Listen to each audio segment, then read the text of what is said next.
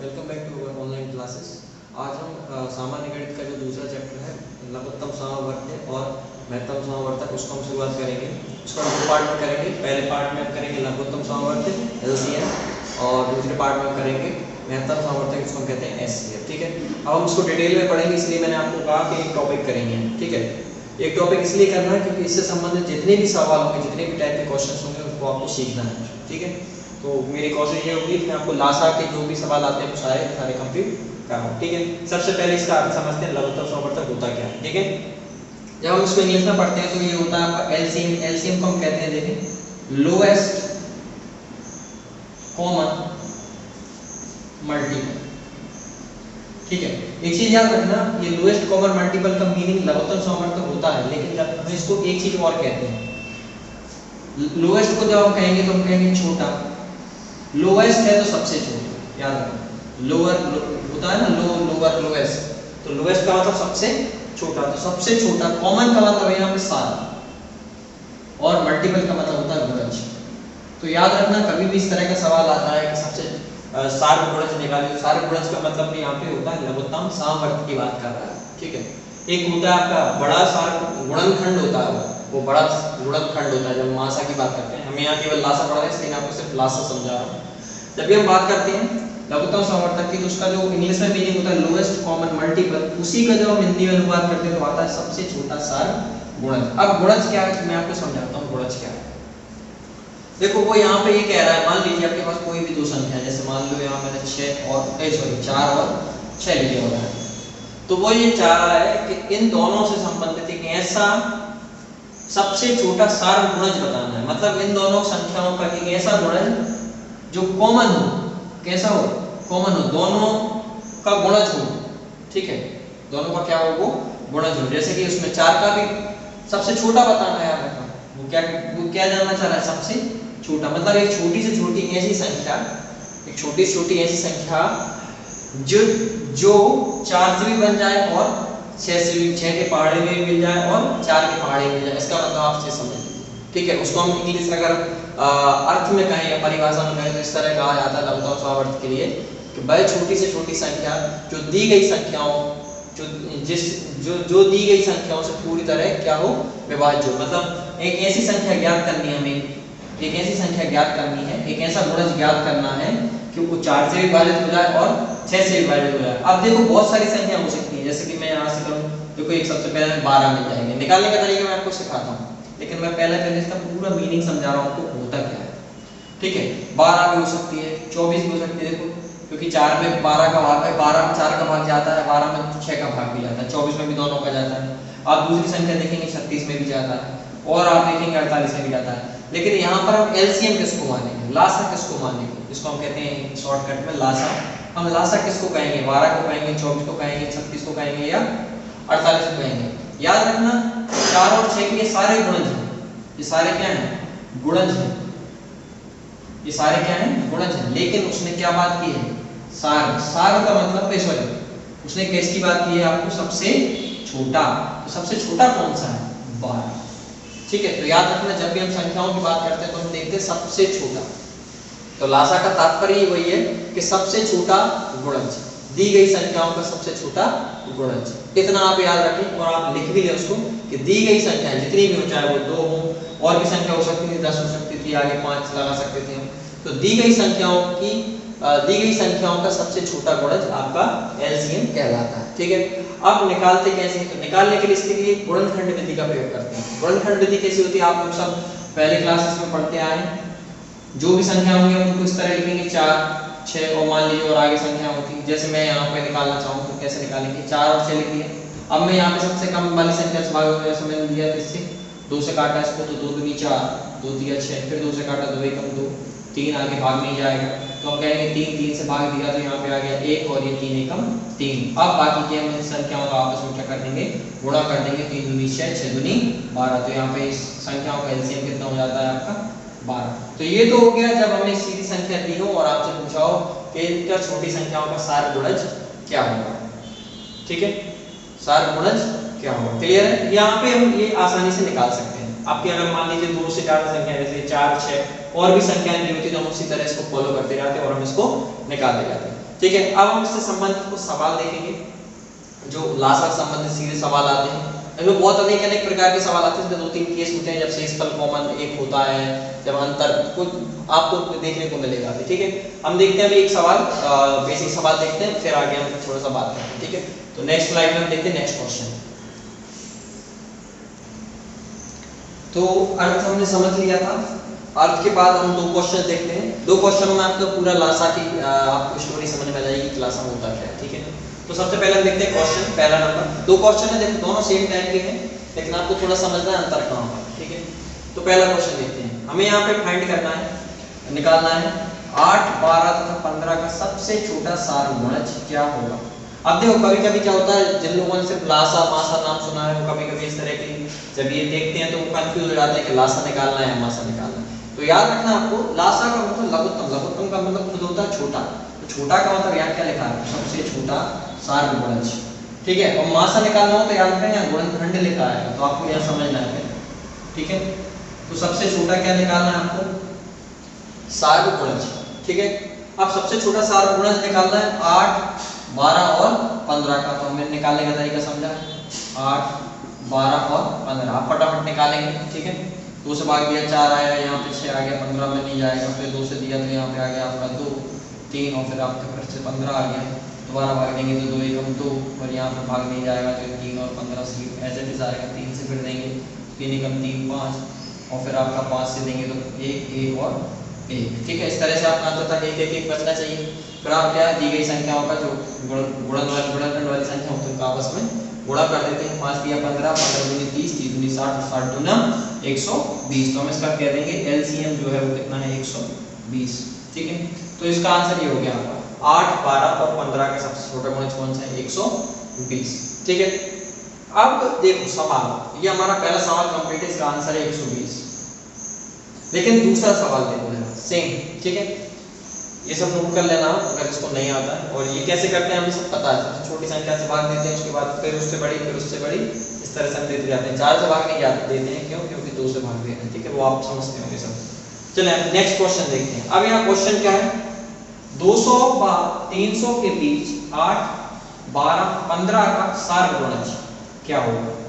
वो ये चाह रहा है कि 200 और 300 के बीच में आपको 8, 12, 15 का सारगुणज बताना है। ठीक है, अब यहाँ पे सबसे छोटा भी सकता था वो, याद रखना सबसे छोटा भी सकता था, क्योंकि वहां 200 से 300 बोल दिया उसने।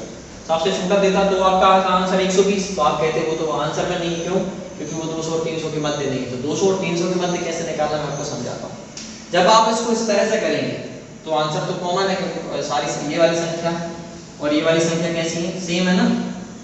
तो आपका इसका आंसर एलसीएम तो कितना आएगा, एलसीएम तो 120 ही आएगा। लेकिन इसका आंसर 120 नहीं, क्यों, क्योंकि 120 200 और 300 के बीच में नहीं आता है। अब आप इस सवाल को कैसे करेंगे, देखें।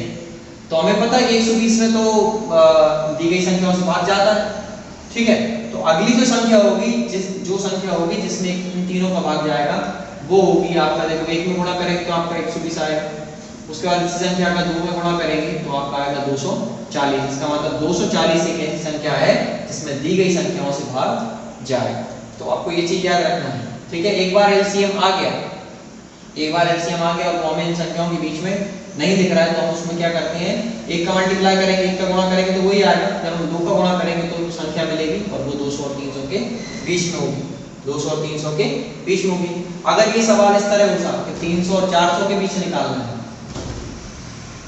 300 और 400 के बीच, तो मैं आपको यहाँ पे लिख देता हूँ। देखो 300 और 400 के बीच अगर मुझे बताना है तो मैं क्या करूंगा, मुझे 300 से 400 के बीच में नहीं दिख रही तो मैं इसमें 120 में 3 का गुणा कर दूंगा। 12 दिए कितना हो जाएगा, 360।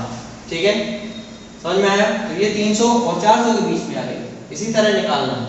जब मुझसे पूछा जाएगा कि 400 और 500 के बीच बताओ, तो 400 और 500 के बीच के लिए मैं क्या करूंगा, 120 गुणित कितना करूंगा, 4 करूंगा। 12 चौके 48, 480। तो इस तरह से जब निकाला जाता है, जब आपको एक रेंज दी हो, संख्याओं का लिमिट दी हो कि आपको 200 से 300 के बीच निकालना है, तो आप एक एलसीएम निकालेंगे और फिर आप चेक करेंगे कि वो संख्या उनके बीच में है या नहीं है। तो उसके बाद आप उसमें 1 का गुणा करेंगे, 2 का गुणा करेंगे, 3 का गुणा करेंगे। याद रखना 1, 2, 3 का ही गुणा करना है आपको, आधा अधूरा गुणा नहीं करना। आप नहीं तो दिमाग लगाने लगेंगे 180 में भी चला जाएगा, 260 में भी चला जाएगा, ऐसे नहीं करना आपको।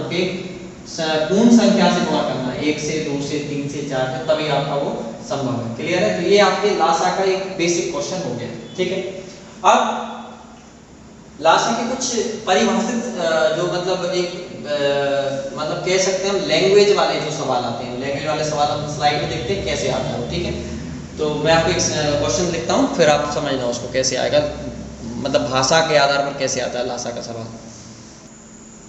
तो अभी हमने जो पिछले 2 सवाल लिए थे उसमें सीधा सीधा लिखा हुआ था कि हमें उसमें सारगुणज या लासा निकालना है, उसमें लिखा हुआ था। ठीक है, लेकिन ये जो सवाल है इसमें आपको कहीं पे लिखा नहीं है कि आपको लासा निकालना है या कैसे करना है, आपको हल कैसे करना है। ठीक है, मैं आपको अभी हम लासा में पढ़ रहे हैं तो आपको पता तो चल ही गया होगा कि लासा निकालना है, लेकिन उसका तरीका क्या होता है और सवाल को हमें कैसे समझना है वो आपको मैं यहाँ पे समझाऊंगा। ठीक है, सबसे पहले सवाल को पढ़ना है। तो सवाल में लिखा है 2 धावक एक वृत्ताकार परिपथ में दौड़ रहे हैं, मतलब एक वृत्ताकार परिपथ मतलब आपका गोल घेरा टाइप का मैदान है। ठीक है, उसमें वो दौड़ रहे हैं। ठीक है, उसके बाद उसमें लिखा है पहला धावक एक चक्कर पूरा करने में 3 मिनट का समय लेता है। मतलब मान लीजिए 2 धावक हैं, ये ए और बी, ये ए वाला जो है वो 3 मिनट में पूरा चक्कर लगा देता है। ठीक है, तथा दूसरा 4 मिनट में, तो दूसरा बी जो धावक है वो आपका 4 मिनट में चक्कर लगा पाता है, क्योंकि उसकी चाल दौड़ने की रफ्तार है वो धीमी है। ठीक है, वो आप समझ गए। इसके बाद उसमें लिखा है कि यदि वे साथ दौड़ना शुरू करें, यदि वे साथ दौड़ना शुरू करें तो 1 घंटे में कुल कितनी बार टकराएंगे, मतलब वो आपस में कितनी बार मिलेंगे। जैसे ये दौड़ेगा, देखो ये 3 मिनट में ये राउंड पूरा कर लेगा तो 3 मिनट में ये वापस यहाँ आ जाएगा, लेकिन ये वाला 3 मिनट में नहीं आ पाएगा ना, क्योंकि इसको पूरा करने में कितने मिनट लगेंगे, 4 मिनट, तो ये पीछे रह जाएगा। ये क्या रह जाएगा, पीछे। लेकिन एक ना एक टाइम ऐसा आएगा कि इसके कुछ ज्यादा राउंड हो जाएंगे पहले वाले के, क्योंकि उसकी रफ्तार ज्यादा है, और पीछे वाले के जो बी वाला है उसकी रफ्तार कम है। ठीक है, तो उसके राउंड कम होंगे लेकिन वो मिल तो जाएंगे एक जगह। एक समय ऐसा आएगा कि उसके राउंड भले ज्यादा हो जाएंगे और इसके राउंड कम होंगे, लेकिन वो एक जगह पर मिल जाएंगे। अब समझना आपको कैसे करना है। ठीक है, तो इसमें देखें आपको क्या दिया है कि 2 धावक हैं, एक का 3 मिनट टाइम और एक का कितना मिनट है, 4 मिनट टाइम है। सबसे पहले हमें एक ऐसी संख्या निकालनी है तो आप वहां पे पता चल पाए हमें कि वो दोनों आपस में कितने टाइम पर मिलते हैं, कितने टाइम पर वो मिलते हैं। उसको कहां से निकलेगा, वो निकलेगा आपको दोनों की रफ्तार से। एक का है आपका 4 मिनट का टाइम है और एक का है 3 मिनट का समय, एक का 3 मिनट और एक का 4 मिनट। तो आप 3 और 4 का सबसे पहले क्या ले लेंगे, लासा। ठीक है, लासा लिया आपने 3 और 4 का, तो आप जानते हैं कितना आ जाएगा एलसीएम इसका, 12। अब 12 एलसीएम आ गया, इसका मतलब क्या है, 12 मिनट एलसीएम आया। इसका मतलब ये है कि 12 मिनट के अंतराल पर वो जैसे शुरू किया उन्होंने 0 से, मान लीजिए शुरू किया उन्होंने, तो अब वो 12 मिनट पर वो मिलके यहाँ पर दोनों आपस में पहली बार टकराएंगे। ये 12 क्या आया है, जो 12 मिनट आया है वो 12 मिनट यही आया है कि 12 मिनट में ये टकराएंगे। हाँ, ये जरूर है कि जो 3 मिनट में पूरे दौड़ता है उसके 4 चक्कर हो जाएंगे, और जो बी जो लेट दौड़ता है, जो स्लो दौड़ता है, जो 4 मिनट में एक चक्कर पूरा लगाता है, उसके 3 होंगे। क्यों, क्योंकि वो 12 मिनट में आप थोड़ा दिमाग लगाइए, 3 चौके 12 और 4 दिया 12, इसलिए इस तरह इसके 4 चक्कर हो जाएंगे और इसके कितने चक्कर होंगे, 3 चक्कर। मैं आपको समझाने के लिए थोड़ा डिटेल में समझा रहा हूँ। ठीक है, लेकिन उसने तो कहा कि टकराने का देखना है, चक्कर नहीं काउंट करना। देखो कहीं पे भी ऐसा नहीं लिखा है कि चक्कर बताने हैं आपको कि कौन ने ज्यादा लगाया किसने कम लगाया, वो तो हमें ही पता है कि कौन ज्यादा लगा देगा, ये वाला ज्यादा लगा देगा क्योंकि इसने कम समय में एक चक्कर लगा रहा है। ठीक है, तो वो आपको नहीं निकालना, उस पर आप जाइए। तो हमने ये देखा कि 12 मिनट में इसने 4 चक्कर लगाया, इसने 3 चक्कर लगाया, लेकिन ये एक बार मिले। तो हमने कहा 12 मिनट में कितनी बार मिले, एक बार। अब अगली बार कब मिलेंगे, तो अगली बार ऐसा नहीं कि अगले 6 मिनट में मिल जाएंगे, 6 में नहीं मिलेंगे। मैंने आपको बताया था एलसीएम आ जाए तो उसके बाद आगे पूर्ण संख्याओं से गुणा करना होता है। मतलब अब आप 12 का दुगुना करना पड़ेगा, एक में गुणा कर ही दिया तो 12 मिनट आएगा, 12 का दुगुना करेंगे तो आएगा 24 मिनट, और 24 मिनट में ये दूसरी बार टकराएंगे ना। दौड़ने के बाद कितनी बार टकराएंगे, दूसरी बार। और 36 मिनट में कितनी बार टकराएंगे, 3 बार। इसी तरह आपके 48 मिनट में कितनी बार टकराएंगे, 4 बार। और 60 मिनट में कितनी बार टकराएंगे, 5 बार। ठीक है, तो टोटल कितनी बार टकराए, 1 बार, 2 बार, 3 बार, 4 बार और 5 बार। लेकिन आपसे यहाँ पूछा क्या है, देखो ध्यान से रखना, दौड़ना शुरू करें तो 1 घंटे में कुल कितनी बार टकराएंगे। तो उसने ये पूछा है आपसे कि 1 घंटे में कितनी बार टकराए, तो आपने यहाँ कैलकुलेट किया है 1 2 3 4 और 5, लेकिन 5 बार आंसर नहीं है, यहाँ पे आंसर है 6 बार। क्यों, क्योंकि देखो उसने क्या लिखा है, साथ में दौड़ना शुरू करें तो 1 घंटे में कुल, तो 1 घंटे में कुल कितनी बार टकराए, जब वो स्टार्ट हुआ था वो तो आपने गिना ही नहीं, मतलब वो 0 पर जो था वो आपको और गिनना था, इसका मतलब टोटल हो जाएंगे 6 बार। तो याद रखना इस तरह के सवालों को थोड़ा सा ध्यान से हमें करने की जरूरत होती है। हम पूरा हल कराते हैं और लोग इसमें 5 बार आंसर लगा जाते हैं, तो 5 बार नहीं है, वहां कितनी बार आंसर है, 6 बार। क्लियर है? आपको जो शुरुआत में जो साथ में दौड़े थे वो स्टार्ट किया था, वहां पर भी तो वो एक साथ मिले थे ना, ठीक है, तो वो समय भी आपको वो बार भी आपको काउंट करना होता है। उसके बाद 5 बार और था, तो कितना आ गया आपका 6 बार। ठीक है, आप लोग अगर RS अग्रवाल या किसी और दूसरी प्रतियोगिता की किताब में करते हो तो आपको एक घंटी वाला सवाल भी आता है, जिसमें रहता है कि एक घड़ी है जिसमें आपका उसमें बहुत सारी 6 घंटियां हैं, 2 सेकंड में एक 2 सेकंड में बजती है, एक अगले 4 सेकंड में बजती है, एक 6 सेकंड में बजती है, एक 8 सेकंड में बजती है और एक 10 सेकंड में बजती है, एक 12 सेकंड में बजती है। और फिर उसमें दिया रहता है कि जो टोटल है वो मतलब 20 मिनट में कितनी बार टोटल बजेंगी, या इस तरह सवाल है, तो उसमें आपको वही करना है, लासा लेना है। ठीक है, लासा के बाद आपको कुल समय में से उसको अरेंज करना है। ठीक है, इसको निकालने का तरीका कुछ नहीं था, हमने 12 मिनट निकाल लिया था। ठीक है, और हम इसको करते इस तरह से ना करके, क्योंकि समय हो सकता है कभी ज्यादा आ जाए, तो आप 1 घंटे को क्या लिखेंगे, सीधा 60 मिनट, और जो अब जब एक बार बज रहा है उसको 12 से क्या दे देंगे, भाग देते हैं, यहाँ से जाएगा टोटल कितना आपका 5, और बाद में इसमें क्या कर दिया जाएगा, जोड़ दिया जाएगा, क्योंकि शुरुआत वाला इसमें काउंट नहीं होता है। ठीक है, तो 5 + 1 कितना हो जाएगा, 6। तो इस तरह हमें पता है कि 6 बार को आपस में शुरुआत से लेकर अंत तक टकराएंगे, मिलेंगे। ठीक है, तो ये एक सवाल था। ठीक है, वो घंटी वाला सवाल भी हम देखते हैं नेक्स्ट स्लाइड में। ठीक है, लास्ट क्वेश्चन है, उसके बाद हम इसके टाइप्स पे जाएंगे, लघुत्तम समर्थक में कितने प्रकार के सीधे सवाल आते हैं। ठीक है, तो ये देखें एक सवाल, ये सवाल RS अग्रवाल में आपको मिलेगा। ठीक है, और बहुत सारी प्रतियोगिता ये जो भी किताबें होती हैं उनमें जरूर मिलता है। बस यहाँ पे फर्क ये रहता है, 4 घंटे की जगह 6 घंटे रहती है और यहाँ पे 6 समय दिए रहते हैं। ठीक है, तो सवाल कुछ उसी तरह का है, बस कुछ करना नहीं है आपको। अब यहाँ पे सवाल क्या है, मैं आपको एक बार पढ़ता हूँ। एक घड़ी में 4 घंटियां हैं, प्रत्येक क्रमशः 2, 4, 6, 10 सेकंडों के अंतराल पर बजती हैं। मतलब एक घड़ी है और उसमें 4 घंटियां लगी हुई हैं। ठीक है, जैसे ही 2 सेकंड हो जाते हैं तो पहली वाली बज जाती है। ठीक है, 2 सेकंड मतलब उसको हर 2 सेकंड पर बजना है, कुल मिला के ये बात है कि उसको हर 2 सेकंड पर बजना है। इसके बाद एक अगली घंटी है, 4 घंटी है, वो हर 4 सेकंड में बजती है।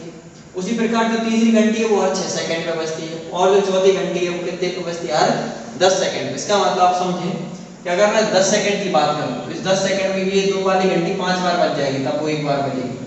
ठीक है, अगली 6 वाली नहीं बजेगी उसमें। आपको थोड़ा सा समझना है सवाल को कैसे करना है। तो एक घड़ी में 4 घंटियां प्रत्येक क्रम से इसके अंतराल पर बजती हैं। घड़ी में भी एक साथ बजना आरंभ करती है, मतलब अब घड़ी में वो एक साथ बजी, उसके बाद उसने कहा कि आरंभ करती बज गई, मतलब वो साथ में सारी की सारी घंटियां, चारों घंटियां एक साथ बज चुकी हैं। बजने के बाद आरंभ करती हैं तो 30 मिनट में कुल कितनी बार एक साथ बजेगी, वो तो बताना है आपको कि 30 मिनट में वो कुल कितनी बार एक साथ बजेगी। ठीक है, तो आपको सवाल को सिर्फ समझना है। तो आपको पहले जैसे हमने धावक वाले सवाल में किया था कि भैया वो एक बार जब मिल रहे हैं तो एक बार मिल रहे हैं तो कितनी समय ले रहे हैं, तो यहाँ पे भी आपको यही करना है कि चारों जो घंटियां हैं, ये चारों घंटियां एक साथ कब कितनी देर में बजती है ना, हम ये निकाल लें कि एक साथ वो कब बजेंगी, मतलब चारों का साउंड एक साथ है। वैसे तो आ रहा है, देखो 2 सेकंड, हर 2 सेकंड में इसका आ रहा है, 4 सेकंड में इसका आ रहा है, हर 6 सेकंड में इसका आ रहा है, लेकिन अलग अलग आ रहा है। सबके साउंड कैसे आ रहे हैं, अलग अलग। जैसे कि ये 6 सेकंड में बजती है, लेकिन ये थोड़ी ना बजेगी उसके साथ। ये 10 सेकंड में बजती है तो ये थोड़ी ना बजेगी इसके साथ।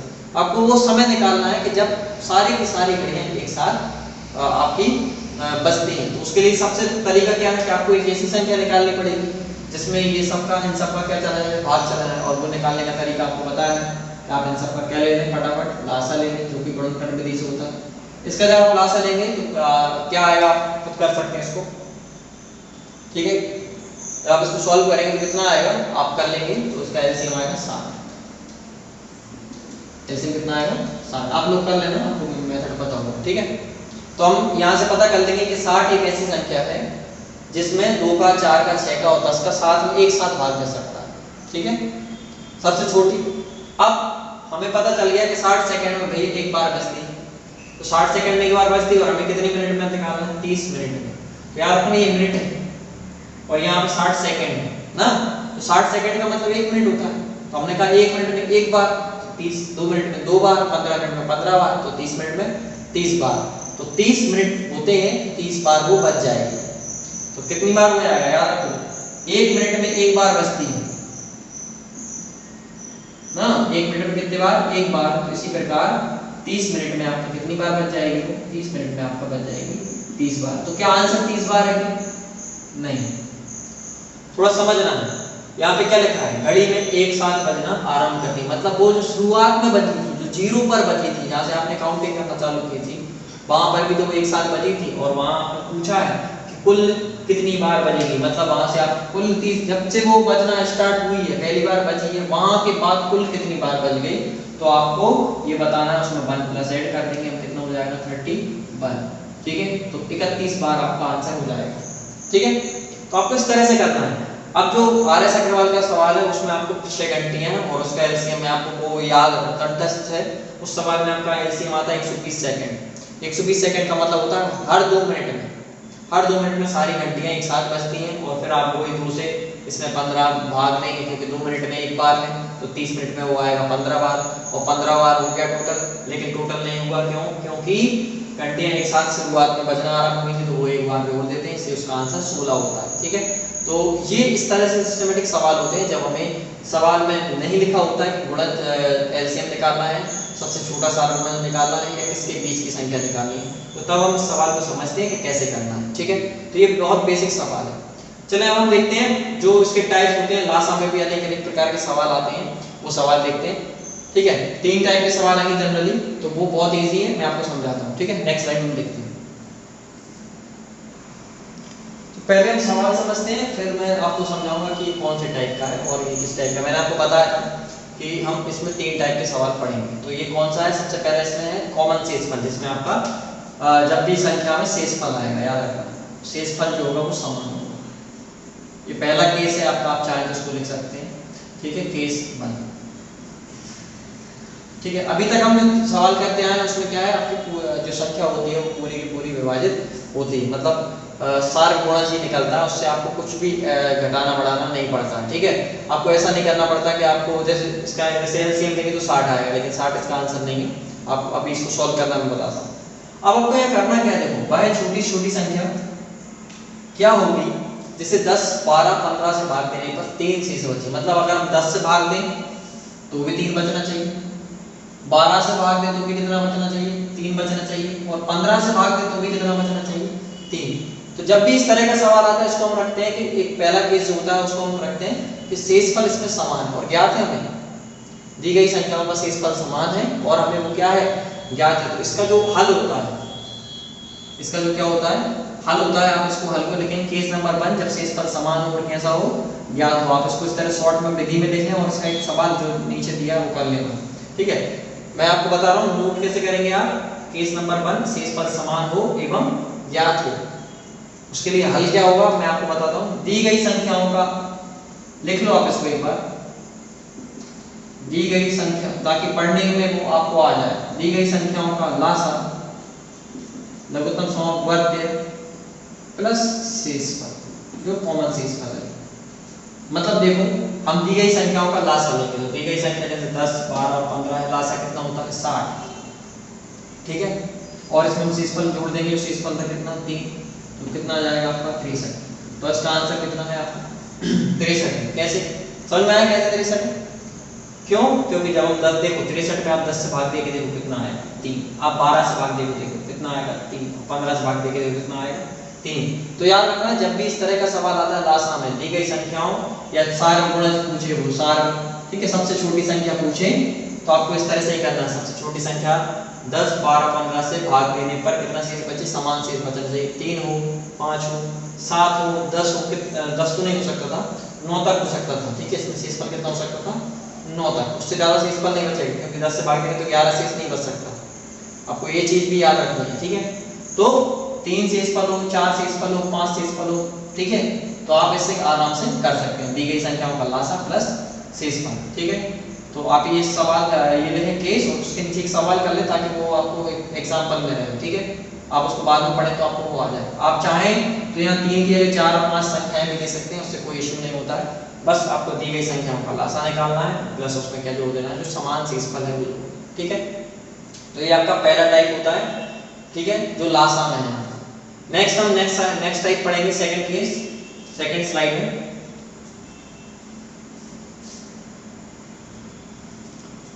तो देखें ये आपका केस नंबर सेकंड का सवाल है, थोड़ा सा उस जो पहला टाइप हमने पढ़ा था उससे थोड़ा सा अलग है।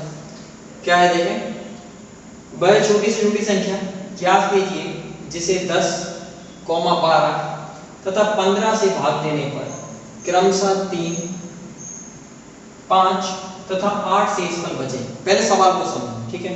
अब यहाँ पे देखो शेषफल अलग अलग है, शेषफल आपके कैसे हैं, अलग अलग है, थोड़ा सा समझना है। पहले वाले में आपका शेषफल सेम था ना, हमने माना था 3 था, सबके लिए 3 था।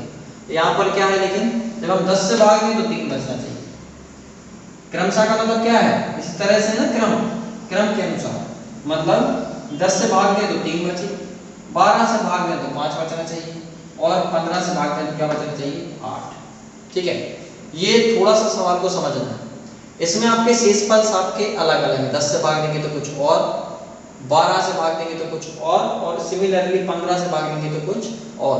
लेकिन क्या होता है जब भी इस टाइप का सवाल आता है, इसमें एक चीज हमेशा कॉमन आएगी, क्या कि आपका जो दी गई संख्या थी और उनसे जो प्राप्त शेषफल थे, मतलब 10 से भाग देने से प्राप्त कितना हो रहा था, 3, 12 से भाग देने से तो 5 और 15 से भाग देने से कितना, 8।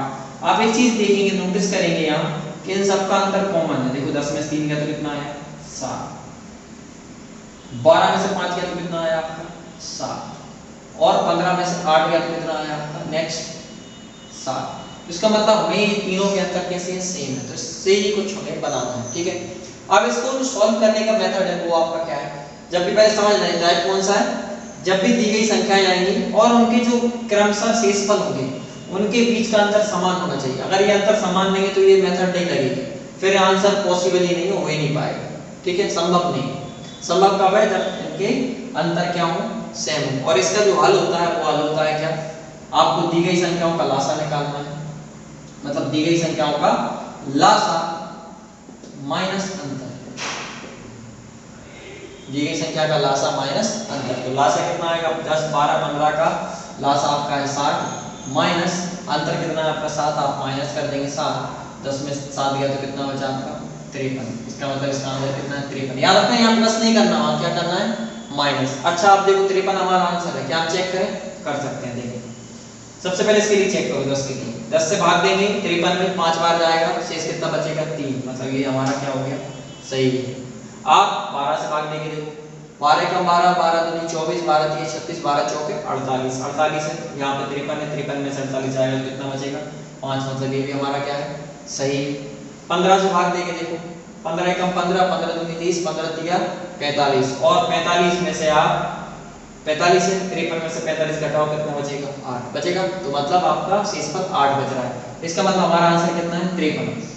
ठीक है, तो इस तरह से हमें निकालना है। अब यहाँ पे आप ये मत सोचना, देखो कि हमें यहाँ लासा से छोटा आया है तो आंसर नहीं होगा, लासा से छोटा आया है, हम मान रहे हैं लासा छोटा है, लेकिन क्या अपना, लेकिन हमारे सवाल में क्या था वो देखना है।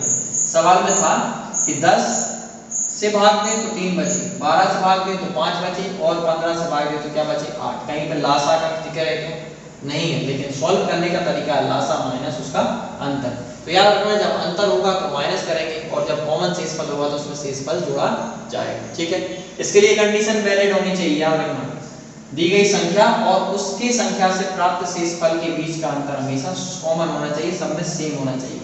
ठीक है, तो उस अंतर को ही माइनस कर दिया जाता है। क्लियर है, तो ये आपके दूसरा टाइप का सवाल हो गया, जो दूसरा केस होता है। ठीक है, लासा में तीसरा केस क्या है, तो तीसरा कोई केस नहीं है, तीसरा केस था जब आपका पूरा विभाजित हो जाए, मतलब जीरो शेषफल आना चाहिए, तो वो हम पहले ही पढ़ चुके हैं, तो पहला। ठीक है, तो उसमें कोई तीसरा केस नहीं, आपके केवल लासा में 2 केस हैं, एक पहला है आपका कॉमन शेषफल के लिए और दूसरा है आपका कॉमन अंतर के लिए। ठीक है, तो ये आपके लासा के यहाँ पे पूरे सवाल हो जाते हैं इस तरह से। ठीक है, तो आपको क्वेश्चन को समझना है, और वहाँ पे कहीं पे भी आपको जिक्र हो रहा हो छोटी से छोटी, इसका मतलब समझना आपको लासा से करना है। ठीक है, क्लियर है। आपको घंटी वाला सवाल भी समझ में आया होगा कि इतनी बार कितने चक्कर लगेंगे या कितनी बार टकराएंगे, तो वो भी आपको समझना है कि वहां पर भी आपका लासा से काम होने वाला है। ठीक है, अब एक लासा का यूज हम पढ़ते हैं, उपयोग कि एक इसका उपयोग है कहीं पर, ठीक है, वो भी हम पढ़ लेते हैं साथ में, क्योंकि लासा का कहाँ पर प्रयोग होने वाला है, ताकि आप लासा की क्लास को कंप्लीट अच्छे से समझ पाए। ठीक है, लासा का केवल लासा में ही प्रयोग नहीं है, और सरलीकरण, सामान्य सरलीकरण जब हम करते हैं वहां पर भी इसका बहुत सारा प्रयोग है, तो हम वहां देखते हैं कहां पर इसका प्रयोग है। ठीक है, तो नेक्स्ट स्लाइड में क्वेश्चन देखते हैं। तो देखिए एक सामान्य सा क्वेश्चन मैं आपको समझाता हूँ कि कहां पर उसका प्रयोग है लासा का, आप उसको जल्दी से समझ जाएंगे। ठीक है, सबसे पहले आपको एक सवाल लिखता हूँ, मैंने यहाँ सवाल लिखा है। ठीक है, ये रूट के अंदर, करनी के अंदर आपका 3 है, और ऊपर यहाँ पर कितना लिखा है, 2 लिखा हुआ है। ठीक है, इसके बाद यहाँ पर आपका 2 है, और यहाँ पर कितना है, 3। अब मैं आपसे सिर्फ ये जानना चाह रहा हूँ कि इन दोनों में बड़ी संख्या कौन सी है।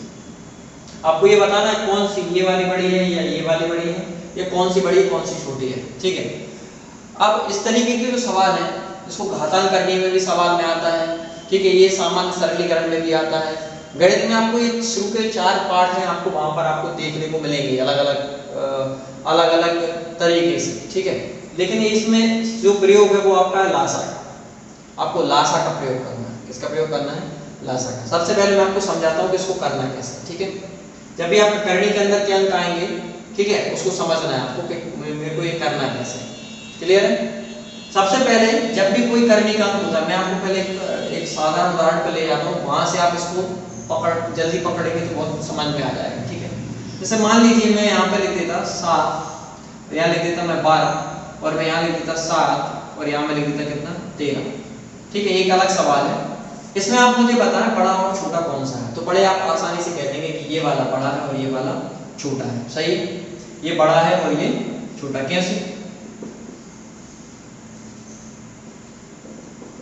क्योंकि आपने यहाँ देख लिया, इसमें भी 7, इसमें भी क्या है 7, और ये करनी है जो है 13, मुख्य अंक 13 है। तो 13 वाला बड़ा हुआ, 12 वाला कैसा होगा, छोटा। तो आपने यहाँ देखा करनी के अंक दोनों में कैसे थे, समान थे ना, इसलिए आपने जल्दी कर लिया। आपको यहाँ भी यही करना है। ठीक है, याद रखना जब भी करनी का कोई भी सवाल होता है तो वहां पर जो करनी पर जो अंक होता है वो आपका आधार होता है। आधार मतलब जब भी आप किसी चीज की ऊंचाई नीचाई नापते हैं तो आप उसको एक बेस पर रखते हैं, हमेशा एक बेस पर रखते हैं ना। अगर मान लीजिए मुझे कोई दो चीजों की ऊंचाई नापनी हो तो मैं क्या करूंगा, दोनों चीजों को एक समान आधार पर रखूंगा, तभी तो मैं बता पाऊंगा कि कौन सा बड़ा है कौन सा छोटा। तो वो आधार यहाँ पर करनी का अंक होता है। ठीक है, आपको ये समझना है क्यों हम कर रहे हैं। ठीक है, तो यहाँ पर हमने देखा ये 2 है और ये कितना है, 3, दोनों तो अलग अलग है। तो दोनों को हमें पहले एक बनाना पड़ेगा, और एक बनाने के लिए हम लासा का प्रयोग करेंगे। ठीक है, लासा का प्रयोग मतलब आपको 2 और 3 का लासा लेना है। 2 और 3 का क्या लेना है, लासा। लासा हमारा आएगा 2 और 3 का लासा, एलसीएम आएगा आपका 6। कितना आएगा, इसका मतलब ये भी 6 होना चाहिए था और ये भी कितना होना चाहिए था, 6। तो 6 इसको करने के लिए मुझे क्या करना पड़ेगा, ध्यान से रखो, यहाँ पे मेरे को 3 का अतिरिक्त गुणा करना पड़ेगा। तो 3 का मैं अतिरिक्त गुणा कर दूंगा तो इसको मैं लिखूंगा कितना, 6, और जो मैं यहाँ गुणा कर रहा हूँ वो मैं यहाँ पर ऊपर चढ़ा दूंगा। ठीक है, समझ में आया क्या करना है?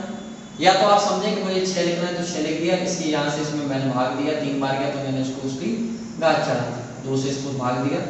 ठीक है, 3 बार गया तो मैंने इस मुख्य अंक की घात कितनी चढ़ा दी, 3। ठीक है, आप इसको किसी भी तरीके से लिख सकते हैं। नेक्स्ट है आपका करने का तरीका बता रहा हूँ, वैसे बेसिकली ऐसा होता नहीं है। ठीक है, ये तरीका है सिर्फ करने का। ये है 2 आपका, इसको मेरे को 6 बनाना है, 6 लेकर मैंने 3 से इसमें भाग दिया, 2 आ गया, मैंने यहाँ लिख दिया कितना, 2। अब आप देख पा रहे हैं कि ये भी सेम है, ये भी कैसा है, सेम है। तो ये 6 है, ये भी 6 है, तो हम आराम से इसको सॉल्व कर लेंगे। 3 की घात 3 हम करते हैं तो आता है करने के अंदर कितना, 27, और यहाँ पे हम 6 लिखेंगे। और इसी प्रकार यहाँ लिखेंगे 2 की घात 2 होता है आपका कितना, केवल 4, और यहाँ पे हम कितना लिखेंगे, 6। और आप यहाँ आसानी से बता पा रहे हैं दोनों के आधार समान है, बेस। ठीक है, इससे हमें कोई मतलब नहीं होना चाहिए। यहाँ कितना है, 27, यहाँ कितना है, 4। इसका मतलब ये आपका बड़ा अंक है और वो आपका कैसा अंक है, छोटा अंक। क्लियर है? तो ये आपको कुछ तरीके होते हैं, इसमें आपके 2-3 अंक आ सकते हैं। ठीक है, आगे भी और अंक लिखे आते हैं इस तरह से। ठीक है, इस तरह से अंक लिखे आते हैं और आपसे पूछा जाता है कि निम्न में से कौन सा बड़ा है और कौन सा। ठीक है, इस तरह से सवाल आता है और उसको आरोही क्रम, अवरोही क्रम, बड़ा छोटा, कौन से सबसे छोटा है कौन से सबसे बड़ा, इस तरह से सवाल पूछा जाता है। और इसमें आपको याद रखना है का प्रयोग होता है, लासा का। याद रखना ये सिर्फ करने वाले अंक के लिए, मासा का प्रयोग जब आएगा मैं मासा में आपको बताऊंगा। क्लियर है? तो ये सरलीकरण में भी आपका इसका प्रयोग है। और आगे भी है जो कि, लेकिन मैं आपको वहां पे जरूरत पड़ेगी तो बताऊंगा, ठीक है। तो आज हमने केवल लासा सीखा है। लासा के बाद जो हमारा नेक्स्ट लेक्चर होगा वो आपका मासा का होगा, महत्तम समवर्तक, जिसको हम कहते हैं सार गुणनखंड। तो आपको एक चीज और समझना है, अगली क्लास के लिए आपको एक होमवर्क समझ लीजिए या कुछ भी, गुणज और गुणनखंड दोनों को आपके मीनिंग पता होना चाहिए, तभी आप मासा को समझ पाएंगे और लासा को समझ पाएंगे। गुणज का मतलब है गुणज होना चाहिए, गुणा होना चाहिए, ठीक है। और गुणनखंड का मतलब उसके गुणनखंड होना चाहिए, ठीक है। तो ये आपको समझना है, क्लियर है। तो हम नेक्स्ट क्लास में मासा देखेंगे, इसको हम सोचेंगे सिर्फ 2 पार्ट में करें, और कुछ लासा मासा से संबंधित सीधे सवाल भी हम देखेंगे नेक्स्ट लेक्चर में, ठीक है। तो आज के लिए थैंक यू। ये आपको एक बार रिवीजन कर लेंगे या दोबारा से वीडियो देख लेंगे तो आपको आ जाएगा। और अगर आपको कोई डाउट लगता है तो आप जो टेलीग्राम का लिंक हमने दिया है उस चैनल पर आप सिर्फ फोटो खींच के डाल दें, मैं आपको आज दे दूंगा, ठीक है। तो thank you for this class.